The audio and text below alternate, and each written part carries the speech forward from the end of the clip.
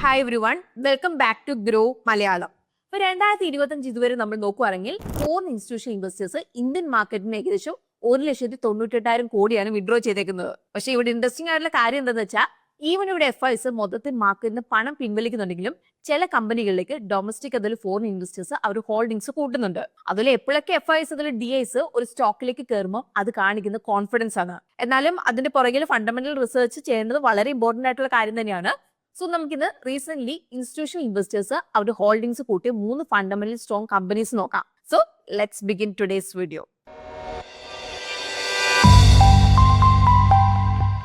ഇന്നത്തെ നമ്മുടെ ആദ്യത്തെ സ്റ്റോക്ക് എന്ന് പോളിക്യാപ് ഇന്ത്യ ലിമിറ്റഡ് ആണ്. അപ്പൊ കഴിഞ്ഞ 3 മാസത്തിൽ FI ഹോൾഡിംഗ്സ് 2.51% കൂടി, അതുപോലെ DI ഹോൾഡിംഗ് 0.09% കൂടി. പക്ഷെ ആക്ച്വലി പോളിക്യാപ് എന്താണ് ചെയ്യുന്നത്? ഇപ്പൊ നമ്മുടെ രാജ്യത്തില് വയേഴ്സ് അതുപോലെ കേബിൾസിന്റെ ഏറ്റവും വലിയ മാനുഫാക്ചർ ആണ്. 3 മെയിൻ സെഗ്മെന്റിലായിട്ട് പ്രവർത്തിക്കുന്നുണ്ട്. അപ്പൊ ആദ്യത്തെ സെഗ്മെന്റ് വയേഴ്സ് ആൻഡ് കേബിൾസ് ആണ്. ഇപ്പൊ Q2 ഫൈനാൻഷ്യൽ 2026 ഈ ഒരു segment revenue year over year 21% വളർന്ന് 5,632.9 കോടി എത്തി. അതേസമയത്ത് EBIT മാർജിൻ 270 ബേസിസ് പോയിന്റ് ആയിട്ട് ഇംപ്രൂവ് ആയി. അപ്പം ഈ സെഗ്മെന്റ് പുറകിലുള്ള മെയിൻ കാരണം ഗവൺമെന്റ് സ്പെൻഡിംഗ് കൂടിയത്, പ്രൊജക്ട് എക്സിക്യൂഷൻ ബെറ്റർ ആയത്, കമ്മോഡിറ്റി പ്രൈസ് സ്റ്റെബിലിറ്റി, അതിൽ സ്ട്രോങ് പാൻ ഇന്ത്യ ഡിമാൻഡ് ആണ്. ഇനി രണ്ടാമത്തെ സെഗ്മെന്റ് വരുന്നത് ഫാസ്റ്റ് മൂവിംഗ് ഇലക്ട്രിക്കൽ ഗുഡ്സ് ആണ്. അപ്പൊ ഇതിന്റെ കീഴിൽ കമ്പനി ഫാൻസ്, ലൈറ്റിംഗ് സ്വിച്ചസ്, അതുപോലെ സോളാർ പ്രൊഡക്ട്സ്, ബാക്കിയുള്ള കൺസ്യൂമർ ഡ്യൂറബിൾസിന്റെ കൂടെ മാനുഫാക്ചർ ചെയ്യുന്നുണ്ട്. അപ്പൊ Q2 FY26 segment revenue year over year 14% വളർന്നു, 0.5% EBIT മാർജിനോടെ. ഇപ്പൊ ഫെസ്റ്റീവ് ഡിമാൻഡ് കാരണം ലൈറ്റിംഗ് ബിസിനസ് നല്ലപോലെ പെർഫോം ചെയ്തു. അതേസമയത്ത് റിയൽ എസ്റ്റേറ്റ് സെക്ടറിന്റെ റിക്കവറി കാരണം സ്വിച്ച് ഗിയേഴ്സ്, അതിൽ കോൺഡ്യൂട്ട് പ്രൊഡക്ട്സിന് ഡിമാൻഡ് കൂടി. ഇപ്പൊ government roof top incentive schemes കാരണം സോളാർ പ്രൊഡക്ട്സിന് നല്ല ഗ്രോത്ത് ഉണ്ടായിരുന്നു. അപ്പൊ ഇത് ഡിമാൻഡ് കൂട്ടാനായിട്ട് ഇവിടെ കാരണമായി. അപ്പോൾ ഈ ഒരു സെഗ്മെന്റ് പെട്ടെന്ന് തന്നെ FMEG പോർട്ട്ഫോളിയോയുടെ വലിയൊരു കോൺട്രിബ്യൂട്ടർ ആവും. ഇപ്പം കാലവർഷം നീണ്ടുപോയത് കൊണ്ടും അതുപോലെ തന്നെ നിലവിലുള്ള ഇൻവെന്ററി കാരണമൊക്കെ ഫാൻ സെഗ്മെന്റ് കുറച്ച് സ്ലോ ആയി. അപ്പൊ ഇത് സെയിൽസിന് ഇവിടെ ബാധിച്ചിട്ടുണ്ട്. ഇനി തേർഡ് സെഗ്മെന്റ് വരുന്ന EPC ആണ്, എഞ്ചിനീയറിംഗ് പ്രൊക്യൂർമെന്റ് ആൻഡ് കൺസ്ട്രക്ഷൻ.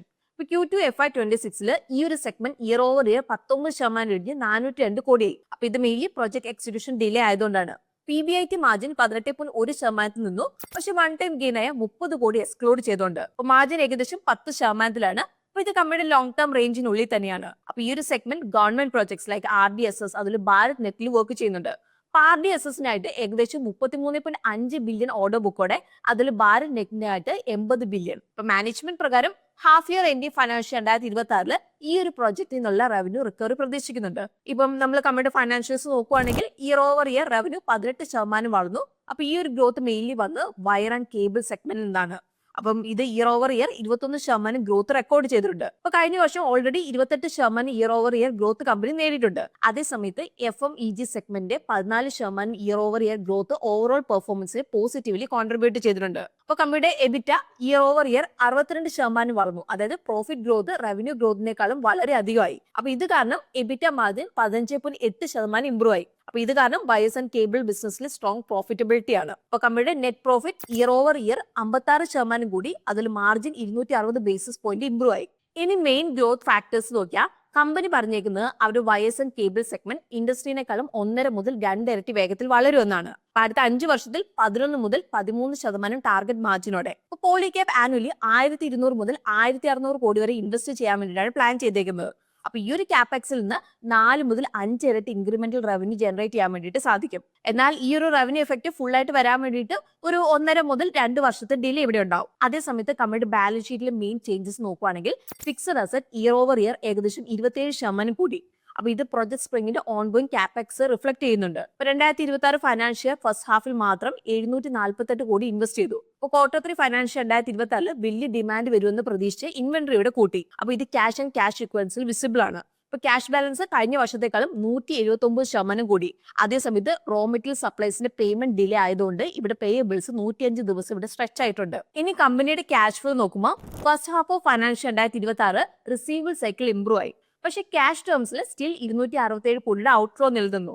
അതേസമയത്ത് 1,757 കോടിയുടെ ഹെവി ഇൻവെന്ററി ബിൽഡപ്പ് ഉണ്ടായിരുന്നു. എന്നാലും CFO സ്റ്റേബിൾ ആയിട്ട് നിലനിന്നു. അതിൽ CFO/PAT റേഷ്യോ 138% കൂടി. ഇപ്പൊ നോക്കുമ്പോൾ വളരെ സ്ട്രോങ് ആയിട്ട് തോന്നും. എന്നാൽ ഇവിടെ ഇൻവെസ്റ്റേഴ്സിന് വേണ്ടിയിട്ടുള്ള ഒരു മെയിൻ പോയിന്റ് ആണ് ഈ ഒരു സ്പൈക്കിന്റെ വലിയ ഭാഗം അക്സെപ്റ്റൻസ് ഇൻഫ്ലോ കൊണ്ടാണ് വന്നത്. അത് CFOയിൽ ഇൻക്ലൂഡ് ചെയ്തിട്ടുണ്ട്. അക്സെപ്റ്റൻസ് അഡ്ജസ്റ്റ് ചെയ്ത് കഴിയുമ്പോൾ സെപ്റ്റംബർ 2025 ആക്ച്വൽ CFO വെറും 119 കോടിയായിരിക്കും. അതായത് റിപ്പോർട്ട് ചെയ്തേക്കുന്ന 1790 കോടിനേക്കാളും 15 ഇരട്ടിയോളം കുറവ്. ഇനി നമുക്ക് കമ്പനിയുടെ ചലഞ്ചസ് എന്തൊക്കെയാണെന്നുള്ളത് നോക്കാം. അപ്പൊ കമ്പനിക്ക് നിലവിൽ ഇൻവെന്ററി അതുപോലെ റിസീവബിൾ ലെവൽ കൂടുതലാണ്. അപ്പോൾ Q3, Q4 പ്രതീക്ഷിക്കുന്ന ഡിമാൻഡ് മെറ്റലൈസ് ചെയ്തില്ലെങ്കിൽ ഈ ഒരു വലിയ ബിൽഡപ്പ് വർക്കിംഗ് ക്യാപിറ്റൽ അതുപോലെ വർക്കിംഗ് ക്യാപിറ്റൽ സൈക്കിളിന് ഇവിടെ ബാധിക്കാം. അതേസമയത്ത് ഇത് ക്യാഷ് ഫ്ലോയിൽ പ്രഷർ വരുത്താം. അതുപോലെ കമ്പനിക്ക് അഡീഷണൽ ക്രെഡിറ്റ് എടുക്കേണ്ടതായിട്ട് ഇവിടെ വന്നേക്കാം. അപ്പൊ കമ്പനിയുടെ പ്രൊമോട്ടർ ഹോൾഡിംഗ് 2024 ഫൈനാൻഷ്യലിൽ 65% സെപ്റ്റംബർ 2025 61.5% കുറഞ്ഞു. അപ്പൊ ഈ ഒരു ഡിക്ലൈൻ ഇൻവെസ്റ്റേഴ്സ് ക്ലോസ് ആയിട്ട് മോണിറ്റർ ചെയ്യേണ്ടതായിട്ടുണ്ട്. ഇനി ഇന്നത്തെ നമ്മുടെ സെക്കൻഡ് സ്റ്റോക്ക് വരുന്ന HBL എഞ്ചിനീയറിംഗ് ആണ്. അപ്പൊ കഴിഞ്ഞ 3 മാസത്തിൽ കമ്പനിയിൽ FI ഹോൾഡിംഗ്സ് 2.27% കൂടി, അതുപോലെ DI ഹോൾഡിംഗ്സ് 0.28% കൂടി. അപ്പൊ HBLന്റെ മെയിൻ ബിസിനസ് ബാറ്ററി അതുപോലെ തന്നെ ഇലക്ട്രോണിക് പ്രൊഡക്ട്സിന്റെ മാനുഫാക്ചറിംഗ് ആണ്. അപ്പൊ ഇത് ഇൻഡസ്ട്രി, ഡിഫൻസ് അതുപോലെ റെയിൽവേയിലൊക്കെ ഉപയോഗിക്കുന്നുണ്ട്. അപ്പൊ ഇലക്ട്രോണിക് സെഗ്മെന്റ് ഈ ഒരു ക്വാർട്ടറിൽ ഇയർ 714% വളർന്നു. അപ്പൊ ഇത് മെയിൻലി റെയിൽ സിഗ്നലിംഗ് ബിസിനസിന് സ്ട്രോങ് പെർഫോമൻസ് കാരണമാണ്. HBLന്റെ Q2 FY26 റിസൾട്ട് പ്രകാരം മാനേജ്മെന്റ് പ്രതീക്ഷിക്കുന്ന ഈ ഒരു സ്ട്രോങ് റിസൾട്ട് അടുത്ത കുറച്ച് വർഷത്തേക്ക് ഒരു സിംഗിൾ ക്വാർട്ടറിൽ പോലും തിരിച്ചു കിട്ടാനുള്ള ചാൻസ് കുറവാണെന്നാണ്. അപ്പം ബാക്കി വെർട്ടിക്കൽസിനായിട്ട് നിങ്ങൾക്ക് ഈ ഒരു ടേബിൾ നോക്കാം. അപ്പൊ ബാറ്ററി വെർട്ടിക്കലിനുള്ളിൽ industry batteries year flat growth ആണ് കണ്ടേക്കുന്നത്. അതേസമയത്ത് ഡിഫൻസ് അതുപോലെ aviation segment year 14% decline record ചെയ്തിട്ടുണ്ട്. ഇനി നമുക്ക് കമ്പനിയുടെ ഫൈനാൻഷ്യൽസ് നോക്കുകയാണെങ്കിൽ HBLന്റെ റവന്യൂ ഇയർ 135% വളർന്നു. മെയിൻലി ഇലക്ട്രോണിക് സെഗ്മെന്റിൽ 714% കൂടിയത് കാരണം. അപ്പൊ ഇവിടെയാണ് കമ്പനിക്ക് കവച് ഓർഡേഴ്സ് എക്സിക്യൂട്ട് ചെയ്ത്. അപ്പൊ ഈ ഒരു ഗ്രോത്തിന് ഓപ്പറേറ്റിംഗ് പ്രോഫിറ്റ് അതിൽ മാർജിൻ രണ്ടിലും പോസിറ്റീവ് ഇമ്പാക്ട് ഉണ്ട്. എബിറ്റ 399% കൂടി, അതിൽ മാർജിൻ ഏകദേശം 2300 ബേസിസ് പോയിന്റോളം ഇംപ്രൂവ് ചെയ്തു. റവന്യൂ നല്ലപോലെ കൂടിയപ്പോൾ മെറ്റീരിയൽ കോസ്റ്റും എംപ്ലോയി കോസ്റ്റും കഴിഞ്ഞ വർഷത്തേക്കാളും വളരെ കുറഞ്ഞു. അപ്പൊ ഇത് പ്രോഫിറ്റിലും വിസിബിൾ ആണ്. ഇയർ 345% വളർന്നു. ഇനി ഗ്രോത്ത് ഡ്രൈവേഴ്സ് നോക്കുകയാണെങ്കിൽ റെയിൽവേയിൽ നിന്നുള്ള കവച് ഓർഡേഴ്സ് കമ്പനിക്ക് ഏറ്റവും വലിയ ഗ്രോത്ത് കാറ്റലിസ്റ്റ് ആയിട്ട് നിന്നു. 2026 ഫൈനാൻഷ്യലിൽ കൂടുതൽ ഓണേഴ്സുകളുടെ റവന്യൂ കൂടി. അതുപോലെ അടുത്ത 2 വർഷത്തിലായിട്ട് മാനേജ്മെന്റ് ആനുവലി 1300 മുതൽ 1500 കോടിയുടെ സ്റ്റഡി ഇൻഫ്ലോ ആണ് ഇവിടെ പ്രതീക്ഷിക്കുന്നത്. അപ്പൊ ഇത് 2025 ഫൈനാൻഷ്യൽ സെയിൽസിന്റെ 66 മുതൽ 76% റെപ്രസെന്റ് ചെയ്യുന്നത്. അതേസമയത്ത് കമ്പനി ഇലക്ട്രോണിക് ഫ്യൂസസ് അതുപോലെ തന്നെ ട്രെയിൻ മാനേജ്മെന്റ് സിസ്റ്റത്തിലേക്ക് ഫോക്കസ് ചെയ്യുന്നുണ്ട്. അപ്പൊ വരും വർഷങ്ങളിൽ ഫ്യൂസസ് ഒരു മെയിൻ ബിസിനസ് സെഗ്മെന്റ് ആയിട്ട് ഇവിടെ മാറാം. അതേസമയത്ത് കമ്പനിയുടെ ബാലൻസ് ഷീറ്റിൽ റിസീവബിൾസ് ഏകദേശം ഇരട്ടിയായിട്ടുണ്ട്. ഇൻവെന്ററീസ് ഇയർ 131 കോടിയായിട്ട് കൂടി. ജൂലൈ 2024 കവച് 4.0 സർട്ടിഫിക്കേഷൻ കിട്ടിയതിനു ശേഷം HBL പെട്ടെന്ന് വലിയ ക്വാണ്ടിറ്റിയിൽ ഇൻവെന്ററി കൂട്ടാനായിട്ട് ഇവിടെ തുടങ്ങി. അപ്പൊ ഇത് കമ്പനിയുടെ ക്യാഷ് ഫ്ലോയിനെയും ബാധിച്ചിട്ടുണ്ട്. അപ്പൊ കമ്പനിയുടെ CFO ഇടിഞ്ഞു. പക്ഷെ ഇവിടെ ഏറ്റവും ഡിസ്റ്റർബിംഗ് പാർട്ട് CFO/PAT റേഷ്യോ ആണ്. അപ്പൊ ഇത് 2024 ഫൈനാൻഷ്യലിൽ 98% ആയിരുന്നു. അതിപ്പോ ഹാഫ് ഇയർ എങ്കിലും ഫൈനാൻഷ്യൽ 2024 ജസ്റ്റ് 28% എത്തി. അപ്പൊ ഇതിനകത്ത് കമ്പനി പ്രോഫിറ്റ് ഏൺ ചെയ്യുന്നുണ്ടെങ്കിലും അത് ക്യാഷിലേക്ക് കൺവേർട്ട് ചെയ്യുന്നില്ല എന്നാണ്. അതുപോലെ ക്വാർട്ടർ ഓൺ ക്വാർട്ടർ ഇൻവെസ്റ്റേഴ്സ് ഇത് ക്ലോസ് ആയിട്ട് ഇവിടെ ട്രാക്ക് ചെയ്യണം. ജസ്റ്റ് ഒരു ഹൈ ഗ്രോത്തിനായിട്ടല്ല, ഹെൽത്തി ഗ്രോത്തിനായിട്ട്. എന്നാൽ ഇവിടെ കമ്പനി എന്താണ് കുറച്ച് ചലഞ്ചസ് ഇവിടെ ഫേസ് ചെയ്യുന്നുണ്ട്. അപ്പൊ മാനേജ്മെന്റ് പ്രകാരം നീഷ് മാർക്കറ്റിൽ കോമ്പറ്റീഷൻ കൂടുന്നത് പ്രൈസിൽ വീണ്ടും പ്രഷർ ഇവിടെ ഉണ്ടാക്കാം. അപ്പൊ ഇതിന്റെ ഒപ്പം മേജർ പ്രോജക്ട്സ് ലൈക്ക് ഇപ്പൊ കവച്ചൊക്കെ ഗവൺമെന്റ് അപ്രൂവൽ ആശ്രയിച്ചാണ് ഇരിക്കുന്നത്. 2025 ഫൈനാൻഷ്യലിൽ ഡിലേ ആയത് കാരണം അത് ഈവൻ എന്താണ് റവന്യൂവിനെയും ബാധിച്ചിട്ടുണ്ട്. അപ്പൊ ക്യാഷ് കൺവേർഷൻ സൈക്കിൾ 154 ദിവസത്തിൽ നിന്ന് 202 ദിവസമായിട്ട് കൂടി. അപ്പൊ ഇതിന്റെ അർത്ഥം ബിസിനസ്സിൽ ക്യാഷ് സ്റ്റക്ക് ആവുന്നുണ്ടെന്നാണ്. അതുപോലെ ഗ്രോത്ത് ഇപ്പോഴും റിസീവബിൾ കളക്ഷനെ ആശ്രയിച്ചിരിക്കും. ഇനി തേർഡ് കമ്പനി വരുന്നത് സായ് ലൈഫ് സയൻസസ് ലിമിറ്റഡ് ആണ്. അപ്പൊ കഴിഞ്ഞ 3 മാസമായിട്ട് കമ്പനിയുടെ FI അതുപോലെ DI ഹോൾഡിംഗ്സ് ഏകദേശം 8% കൂടി. അപ്പൊ കമ്പനിയുടെ ബിസിനസ് നോക്കുമ്പോൾ Sai life sciences contract research development and manufacturing organisation ആണ്. അപ്പൊ ഫാർമ അതുപോലെ ബയോടെക് ഫേംസിനായിട്ട് ഡ്രഗ് റിസർച്ച് മുതൽ ലാർജ് സ്കെയിൽ മാനുഫാക്ചറിംഗ് വരെയുള്ള മൊത്തം പ്രോസസ് അവർ ഹാൻഡിൽ ചെയ്യുന്നുണ്ട്. അപ്പൊ കമ്പനി നിലവിൽ 300-ലധികം ഗ്ലോബൽ ക്ലയൻസിന്റെ ഒപ്പം വർക്ക് ചെയ്യുന്നുണ്ട്. ടോപ്പ് 25 ഫാർമ കമ്പനീസിൽ 18 ഇതിൽ വരുന്നുണ്ട്. സായ് ലൈഫ് സയൻസസിന്റെ ബിസിനസ് 2 മെയിൻ സെഗ്മെന്റ് ആയിട്ട് ഡിവൈഡ് ചെയ്തിട്ടുണ്ട്. CRO അതുപോലെ CDMO. CRO അല്ലെങ്കിൽ കോൺട്രാക്ട് റിസർച്ച് ഓർഗനൈസേഷൻ AI അതുപോലെ അഡ്വാൻസ് ടൂൾസ് വെച്ച് ഡ്രഗ് ഡിസ്കവറി ആൻഡ് ടെസ്റ്റിംഗ് ആണ് ഫോക്കസ് ചെയ്യുന്നത്. അതേസമയത്ത് CDMO സെഗ്മെന്റ് കമ്പനിയുടെ ടോട്ടൽ റവന്യൂലേക്ക് ഏകദേശം 64% ഇവിടെ കോൺട്രിബ്യൂട്ട് ചെയ്തിട്ടുണ്ട്. അതിൽ ഡ്രഗ്സിന്റെ ഡെവലപ്മെന്റ് അതുപോലെ തന്നെ മാനുഫാക്ചറിംഗ് ഫേസ് ഹാൻഡിൽ ചെയ്യുന്നുണ്ട്. അപ്പൊ നമ്മളിവിടെ കമ്പനിയുടെ ഫൈനാൻഷ്യൽസ് അനലൈസ് ചെയ്യുവാണെങ്കിൽ നമുക്ക് ഇവിടെ കാണാൻ വേണ്ടി സാധിക്കും കമ്പനിയുടെ റവന്യൂ ഇയർ 36% വളർന്നു. 2 സെഗ്മെന്റിൽ സ്ട്രോങ് പെർഫോമൻസ് കാരണമാണ് ഇത് സംഭവിച്ചത്. CROയില് 28% ഗ്രോത്ത്, അതുപോലെ CDMOയില് 72% ഗ്രോത്ത്. ഇവിടെ CDMO ബിസിനസ് വളർന്നതിന്റെ main reason international pharma companies അവർക്ക് കൂടുതൽ ഹൈ വാല്യൂ പ്രൊജക്ട്സ് നൽകിയതുകൊണ്ടാണ്. റവന്യൂവിന്റെ ഒപ്പം കമ്പനിയുടെ എക്സ്പെൻസും 34% കൂടി. പക്ഷേ റവന്യൂവിനെക്കാളും പതുക്കെയായിരുന്നു ഇത് കൂടിയത്. അപ്പൊ അതുകൊണ്ട് തന്നെ എംപ്ലോയി കോസ്റ്റ് റേഷ്യോ 34% നിന്ന് 30% കുറഞ്ഞു. അപ്പൊ ഇത് എബിറ്റയിൽ ഒരു പോസിറ്റീവ് ഇമ്പാക്ട് ഉണ്ടാക്കി. എബിറ്റ 43% കൂടി, മാർജിൻ 150 ബേസിസ് പോയിന്റ് ഇംപ്രൂവ് ചെയ്തു. അപ്പൊ ഈ ഒരു ഇംപ്രൂവ്മെന്റ് എന്താണ് വന്നത്? ഒരു better capacity utilisation, strong operating leverage, അതിൽ കോസ്റ്റ് കൺട്രോൾ കൊണ്ടാണ്. അപ്പൊ കമ്പനിയുടെ ബോട്ടം ലൈനിലാണ് ഏറ്റവും കൂടിയത്. PAT year over year double ആയി ഇവിടെ. അപ്പൊ ഈ ഒരു ഗ്രോത്തിന്റെ മെയിൻ കാരണം ഓപ്പറേറ്റിംഗ് പ്രോഫിറ്റ് കൂടിയതും അതുപോലെ തന്നെ ഫൈനാൻസ് കോസ്റ്റ് 57% കുറഞ്ഞതുകൊണ്ടാണ്. അപ്പൊ ഇത് നെറ്റ് മാർജിനെ 15.5% ഉയർത്തി. ഇനി മെയിൻ ഗ്രോത്ത് ഡ്രൈവേഴ്സ് നോക്കുമ്പോൾ കമ്പനി R&D അതുപോലെ മാനുഫാക്ചറിംഗ് ഇൻഫ്രാസ്ട്രക്ചറിലേക്ക് വളരെ വേഗത്തിൽ അതുപോലെ നല്ല രീതിയിൽ ഇൻവെസ്റ്റ് ചെയ്തിട്ടുണ്ട്. ഇപ്പൊ 2026 ഫൈനാൻഷ്യലിൽ 700 കോടി ക്യാപെക്സ് പ്ലാൻ ചെയ്തിട്ടുണ്ട്. അത് 248 കോടി ഹാഫ് ഇയറിൽ തന്നെ ഇൻവെസ്റ്റ് ചെയ്തിട്ടുണ്ട്.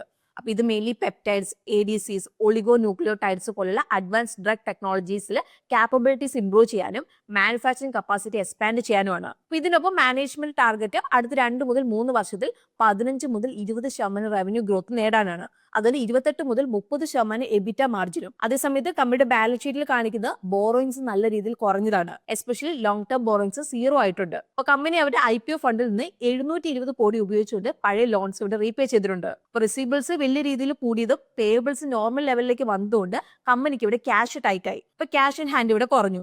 അപ്പൊ ഇത് കാരണം സെപ്റ്റംബർ 2025 ഷോർട്ട് ടേം ബോറോയിങ്സ് കൂടി. അപ്പൊ ഇത് വർക്കിംഗ് ക്യാപിറ്റൽ സൈക്കിളിന്റെ എഫക്ട് ആണെന്നാണ് തോന്നുന്നത്.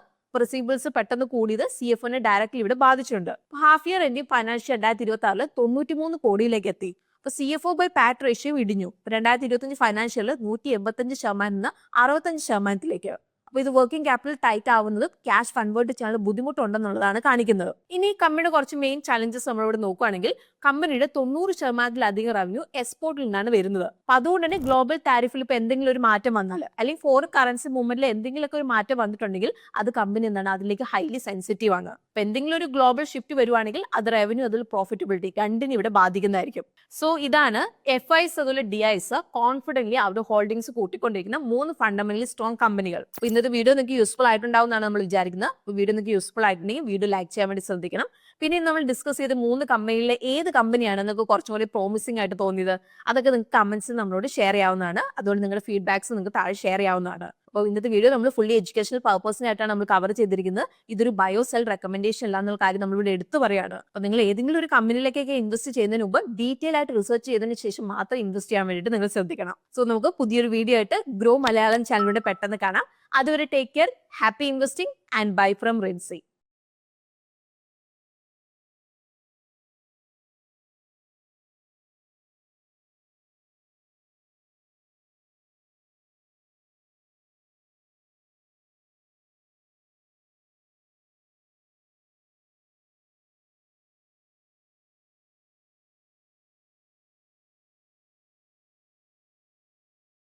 Investment in securities market are subject to market risks. Read all the related documents carefully before investing. Please read the risk disclosure documents carefully before investing in equity shares, derivatives, mutual fund, and or other instruments traded on the stock exchanges.